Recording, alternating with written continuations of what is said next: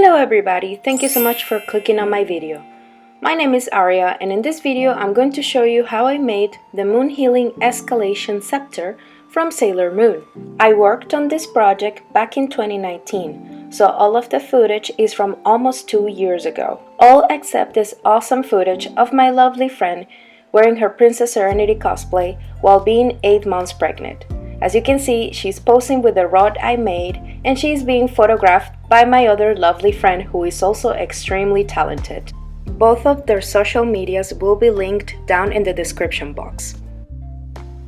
I started by sketching a pattern on paper using a piece of PVC pipe as a reference for the base. I am cutting all of it out and then measuring how long I want the rod to be. I am now using a hacksaw to cut the pipe. Yes, this is adult crafting, kids. Alright, looking good so far. I used some sandpaper to smooth the rough texture that the hacksaw left on the pipe. After that, I mark where the oval detail on the rod will be placed. And I use a heat gun to flatten the area I just marked.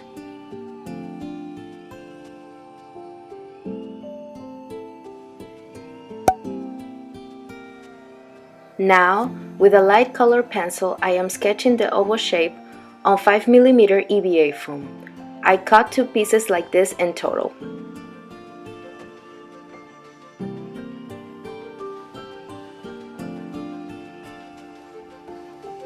I am using contact glue to put everything together.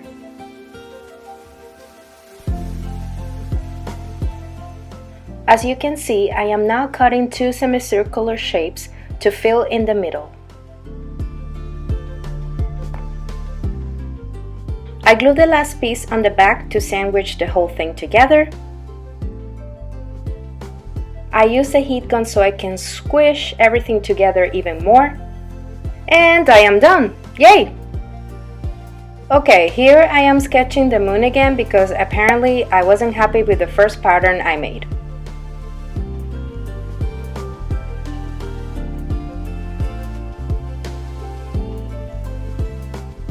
After cutting it out, I transferred the pattern 3 times onto 10mm EVA foam mats.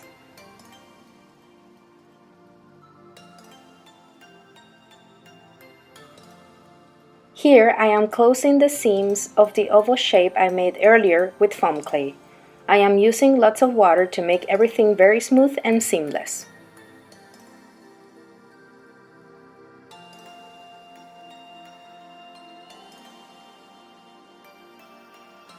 And here it is after 24 hours of drying. Alright, back to the moon. First I work on the piece that will go in the center and I cut right where the rod will pass through. Once again, I am using contact glue to put all the pieces together. I recommend sanding the pipe a little bit since the surface is very smooth and that makes things sticking a little bit more difficult.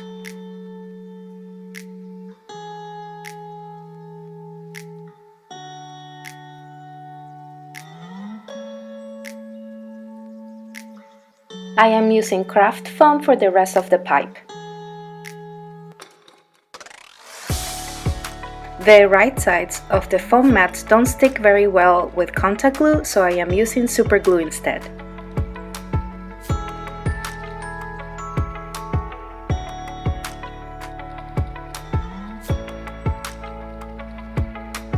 Alright, so back when I worked on this project, I finally got a Dremel tool. So this will be my very first time using it.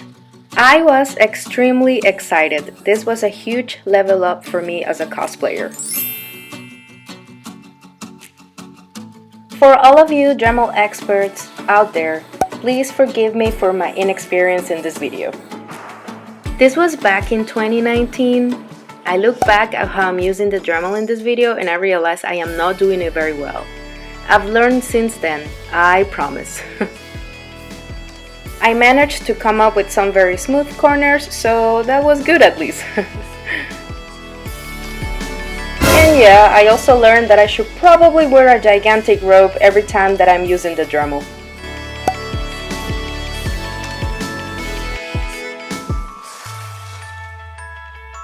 I will now put my gloves on so I can safely work with epoxy sculpt. I made a whole necklace out of epoxy sculpt, so if you want more information about how this material works, please watch my Making of the Paya necklace video. Epoxy sculpt is a very strong material, so that is why I decided to do the end of the rod with it. I feel like foam clay would be a bit too weak and easier to break in the future. Speaking of which, I am now using foam clay to close the seams of the moon.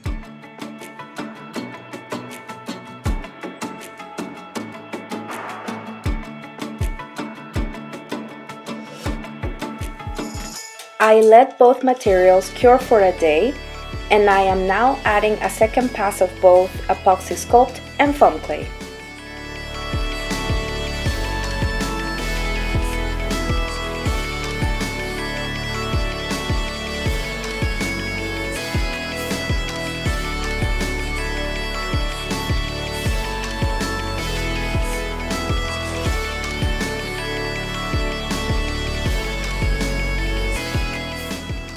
At this point, I think I waited around 2 days until everything was cured, just to be extra safe. Now I am going to work on the details of the centerpiece. I decided to use Worbla instead of foam for this.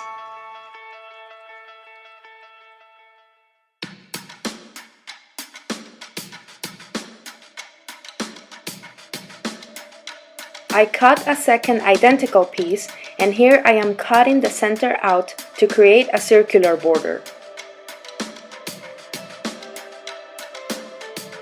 Once again, I am cutting another circular piece to further build up all of the details that have to go inside the bigger circles.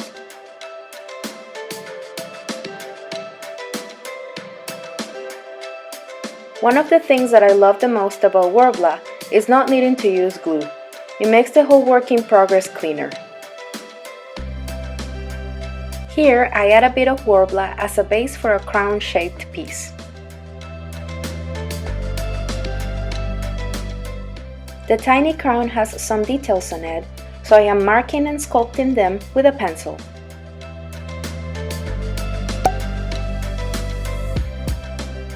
The middle piece also has wing-like shapes coming out of the sides, so I am now working on those pieces.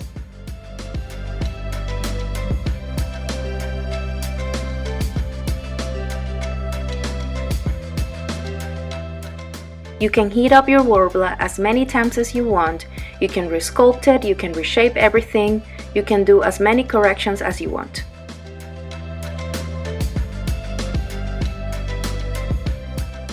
I add 3 tiny circles out of more Worbla to the border, and here is how it looks. Once again, I heat the entire thing up to further add more sculpted details.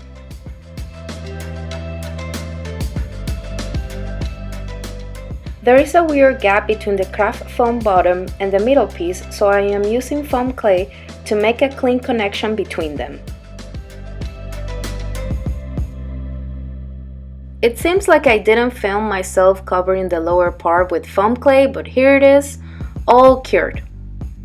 I am yet doing another detail out of Worbla.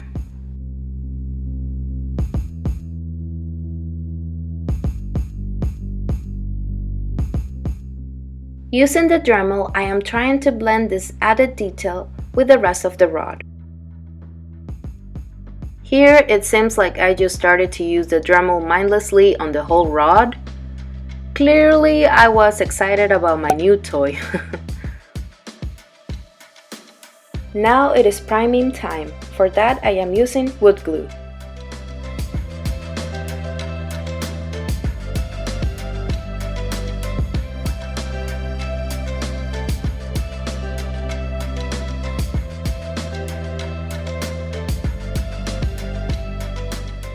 After everything is dry, I am now adding the last detail at the end of the rod, this time with craft foam.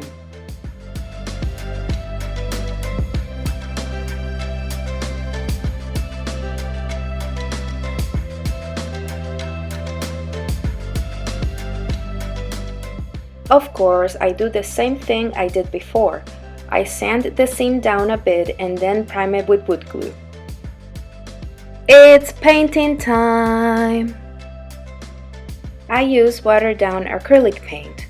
This is supposed to hide the brush strokes.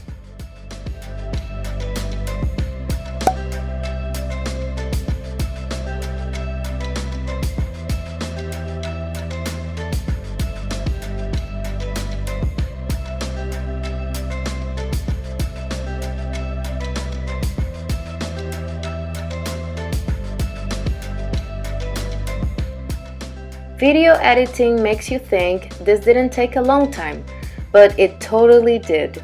Here is the rod after many layers of paint.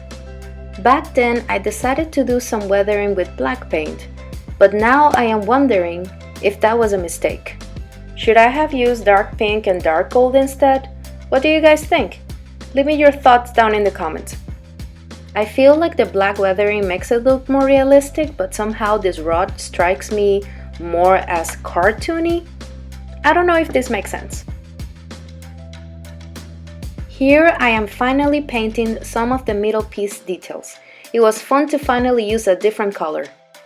I am now painting a stripe of gold acrylic on a piece of Worbla. Cutting it out, heating it up, and sticking it to the top end of the rod. This is supposed to be the base for the legendary silver crystal. Look at that! I got confetti for this project. Well done, 2019 me! From now on, you will see me gluing different colors of confetti circles on the centerpiece.